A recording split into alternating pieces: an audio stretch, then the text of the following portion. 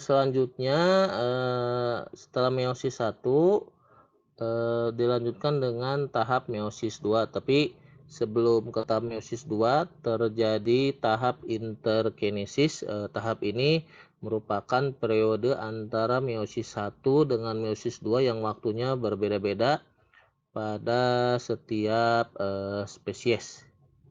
Jadi sebelum pembelahan meiosis 2 tidak terjadi replikasi DNA. Untuk meiosis 2 sendiri ini meliputi beberapa tahapan. Yang pertama ada profase 2, di mana pada profase 2 ini membran nukleus dan nukleolus mulai menghilang kembali.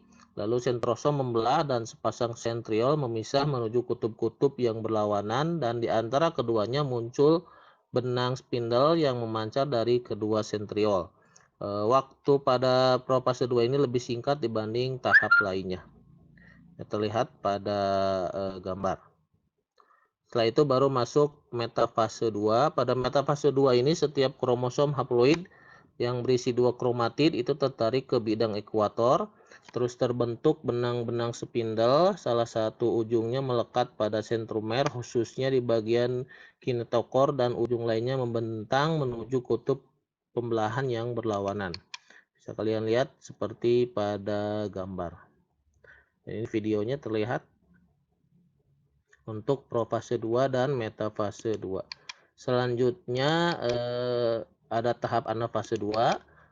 Pada tahap anafase 2 ini spindle menarik kromatid menuju kutub pembelahan yang berlawanan, terus kedua kromatid bergerak menuju kutub yang berbeda. Pada akhir anafase, membran sel mulai melengkung. Lalu anafase 2 ini dilanjutkan dengan telofase 2. Untuk telofase 2 ini kromatid di kutub berubah menjadi benang-benang kromatin, membran nukleus dan inti haploid terbentuk.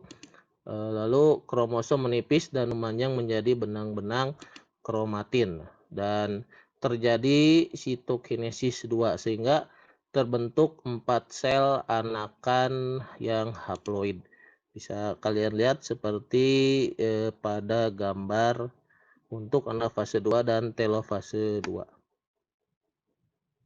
Nah, itu mungkin untuk pembelahan meiosis 2, dan ini perbedaan dari pembelahan meiosis 1 dan meiosis 2.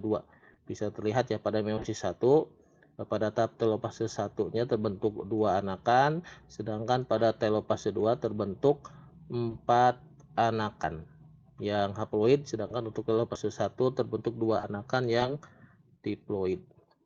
Mungkin itu saja untuk pembahasan mengenai pembelahan sel bagian pertama. Nah, ini ada latihan soal. Coba kalian lengkapilah tabel berikut setelah memperhatikan gambar di bawah ini. Jadi ada 6 gambar. Kalian nanti lihat gambarnya, terus pelajari, amati, lalu isi tabel di bawahnya. Ini ada nomor gambar 1 sampai 6.